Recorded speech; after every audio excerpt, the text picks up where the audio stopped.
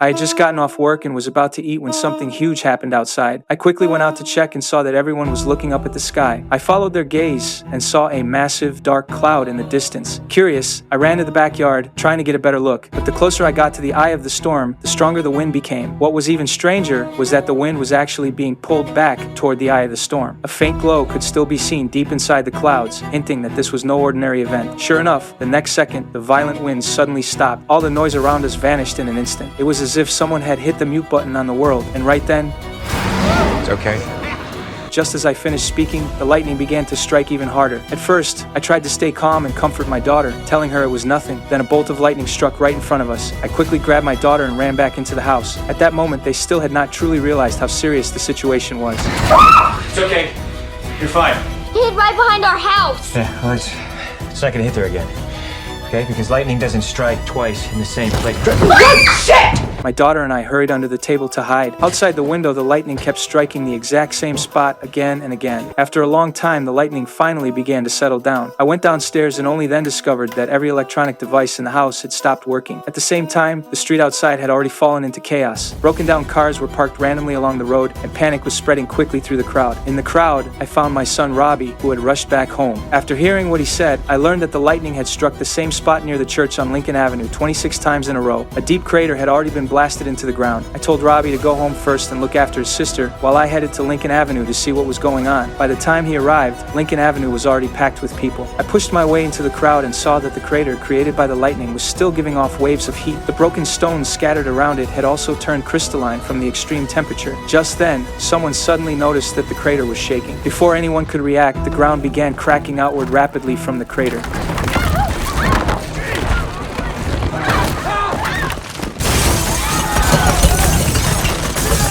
Two police officers tried to clear the crowd of onlookers, but most people still stood where they were, watching. Then the cracks in the ground suddenly spread even faster. The church was torn in half by a massive pulling force. The moment the top of the church crashed into the crater, the ground rose and fell like it was breathing. Then the ground collapsed with a thunderous crash, as if something was forcing its way up from underground. A car parked on the roadside had just slid into the crater when, in the next second, it was launched back out by some strange force.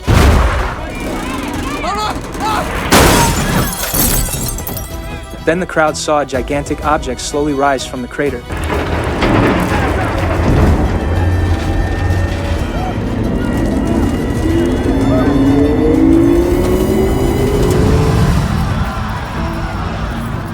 Only then did I finally see it clearly. It was a huge steel machine with 3 legs. Someone tried to record the scene, but the next second, that person was killed by the laser fired from the tripod machine. The laser seemed to have some kind of disintegrating effect. Anyone hit by it would instantly turn into ash. I realized the situation was completely out of control and immediately sprinted back home. The buildings behind me collapsed and broke apart the moment the laser touched them, turning into ruins. When I got home, I collapsed onto the floor and could not say a word. The children saw the gray-white powder all over me and could not help asking what had happened. I did not explain. I walked into the bathroom. I did not want to believe that everything I had just seen was real, but the ash covering my body had already told the truth. After I calmed down, I immediately started packing. Before leaving, I also took the revolver I had kept for years. By then, people on the streets had also begun fleeing in every direction. I took the kids to my friend's auto repair shop, planning to drive away in a car that had just been fixed. My friend tried to stop me. I said it straight out. Get in, Manny, or you're gonna die. Okay. All right, get out of the truck. I'm not kidding now. Get out of the car, Ray. As soon as I finished speaking, the street behind us lit up with fire. I shut the car door, drove around my friend, and left without looking back. And my friend, behind us, was instantly turned into ash by the laser. Not long after, I brought the kids to my ex-wife's house, but there was no one there. To stay safe, I decided that we would hide in the basement for the night. But unexpectedly, late that night, something still happened.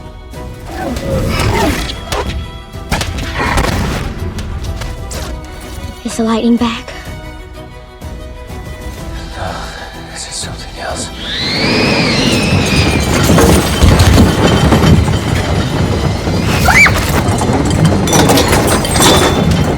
Flashes of light outside came faster and faster, and the basement began shaking violently. I realized danger was getting close, so I immediately took the kids and hid in the storage room. That was how we barely escaped with our lives. The next morning, the basement was completely unrecognizable. It was only after I stepped outside that I learned what had happened. The passenger plane had been attacked by a tripod machine the night before, and had crashed near my ex-wife's house. Among the wreckage of the plane, 2 people were searching for supplies. They were reporters from a TV station. From the footage they had filmed, I realized that there was more than one tripod machine. They seemed to have only one goal: to wipe out every human human being. After the reporters slowed down the lightning footage by 1,000 times, they could see something burrowing into the ground along with the lightning. Clearly, those things were the ones controlling the tripod machines. And just as the reporter finished speaking, the cry of a tripod machine came from the distance. I immediately said goodbye to them and fled the place with the kids. After thinking it over, I decided to head to the ferry by the shore first and see if there was any boat that could take us across the river. I wanted to get to Boston and hide at the kids' grandmother's house. But the closer we got to the ferry, the more refugees there were on the road. They had no means of transportation and could only use shopping carts to carry their belongings. Naturally, the fact that we had a car drew everyone's attention. At first, these people begged me to give them a ride, but that quickly turned into threats, and then into smashing the windows and trying to steal the car. Left with no choice, I pulled out my handgun to scare them off, but I was not the only one there with a gun. In the chaos, Rachel suddenly screamed. I turned around and saw a man pressing a gun against my forehead, so I had no choice but to hand over the car. But the man who took the car had not gotten far before he was shot dead by the next person, and the next person met the same fate. This cycle of killing would continue until the car was completely destroyed. After losing the car, we had no choice but to move forward with the refugees. When we reached a railroad crossing, the barrier ahead suddenly came down. Then a burning train sped past right in front of us. It seemed that no form of transportation was safe anymore, and that was not only because of the tripod machines, but even more because of human beings themselves. Soon, we arrived at the seaside ferry, which was already packed with people. A cargo ship was docked by the shore, and soldiers were organizing the refugees to board in an orderly way. But just then, a flock of seagulls suddenly flew toward the sea. I looked in the direction they had come from, and to my horror, I saw a tripod machine approaching. Someone in the crowd started running, and then it set off a chain reaction. The crowd descended into chaos. Fortunately, we were right at the front and managed to get onto the cargo ship by sheer luck. But just as the ship pulled away from the ferry dock, a whirlpool appeared ahead. A tripod machine rose from the bottom of the sea. The massive cargo ship was like a toy in front of it. With one light push, it flipped the entire ship over. After falling into the water, I quickly found the two kids. But when I looked back, I saw the tripod machine stretching out its tentacles, grabbing the refugees in the water one by one. There was no time to think. I hurriedly took the kids and climbed back onto the shore, and at that moment the scene in the distance was even more terrifying. The tripod machines were like grim reapers, casually harvesting human lives. The scraps of cloth drifting down from the sky each represented a person. Before dawn the next day, we had already been walking with the main group all night. Soldiers kept running past us, rushing toward the front line to buy time for the refugees to evacuate. On the battlefield ahead, every advanced weapon humanity had was thrown into the fight, but none of them could damage the tripod machines. Yet this brutal scene made Robbie want to join the army. I quickly put my daughter down and went to stop him, but Robbie had already made up his mind. On one side was my son, and on the other was my daughter. I was trapped in an impossible position. In the end, I let Robbie go and chose to take care of my young daughter. But just then, the front line suddenly collapsed. Under the towering flames, a tripod machine appeared. The missiles fired by the fighter jets could not even break through its shield. I ran for my life with Rachel, and with the help of a man, we hid in a nearby basement. The man's name was Harlan Ogilvy. He did not seem completely right. After talking to him, I learned that his entire family had been killed by the tripod machines that had driven him into madness. He kept wanting to fight the tripod machines to the death and even tried to talk me into joining him, but at that moment, all I wanted was to keep my daughter alive.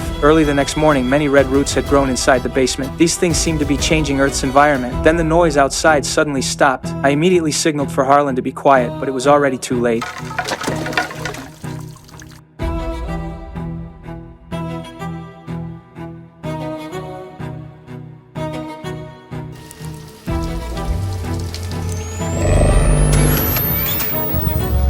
I quickly picked up Rachel and carefully avoided the tentacle as it searched around. When Harlan came over to join us, he still made a noise, immediately drawing the tentacle's attention. Luckily, I was smart enough to hide the three of us behind a mirror. The tentacle stared at its own reflection and soon forgot what had just happened. At that deadly moment, Rachel's foot suddenly slipped.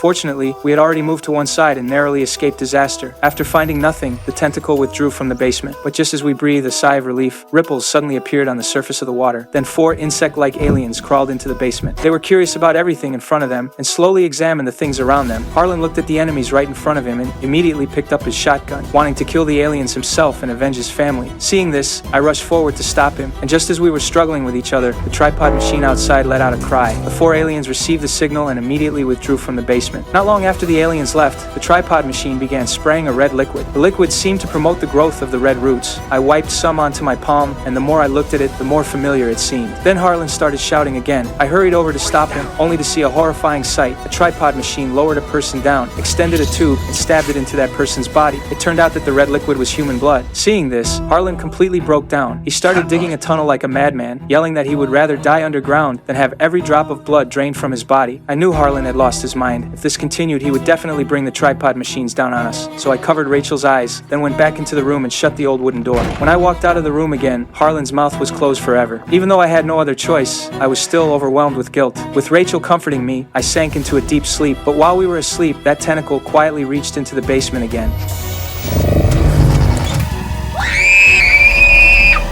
My daughter's scream jolted me awake. I grabbed the axe and swung it hard at the tentacle, but in the chaos, Mary got scared and ran out of the basement. After I dealt with the tentacle, I rushed outside to find her. By then, red vines were everywhere. I looked into the distance, and that blood-red color stretched all the way to the horizon. The entire world had become a living hell of flesh and blood. I ran calling Mary's name, but all I managed to do was attract the tripod. Its massive eye felt like a stare from the abyss itself. I ducked into a car just in time, but the next second, a tentacle wrapped around it, slamming me hard onto the ground. Through the shattered windshield, I could see Mary standing not far away, and the tripod had already spotted her.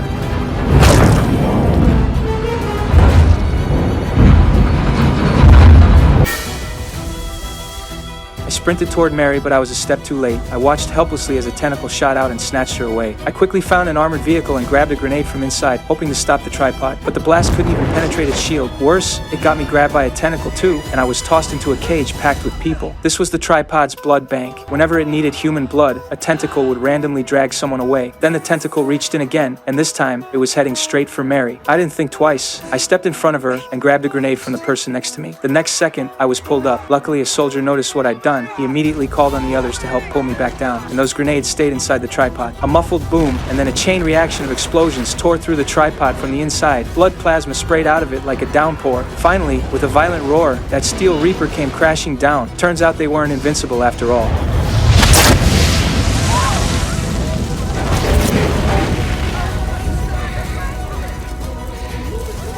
After that, we followed the fleeing crowds to Boston. The city was covered in the same red vines, but strangely, I noticed some of them had already started to wither. As we pushed forward, I saw a tripod that had collapsed. Its body turned an ashen gray. A soldier told me that an hour earlier, the thing had suddenly started spinning in circles, then just crumpled where it stood. I couldn't figure out why it would just self-destruct like that. Then another tripod appeared up ahead. Something was clearly wrong with it. It was swaying, like it could topple over any second. That's when I noticed a flock of birds circling around its base, which meant its shield was down. I told the soldiers right away. One of them looked up and instantly understood what I meant. They assembled fast and opened fire. Without its shield, the tripod was incredibly fragile. Weapons that had been useless before now tore into it with ease. After just one volley, the tripod couldn't take any more and came crashing down.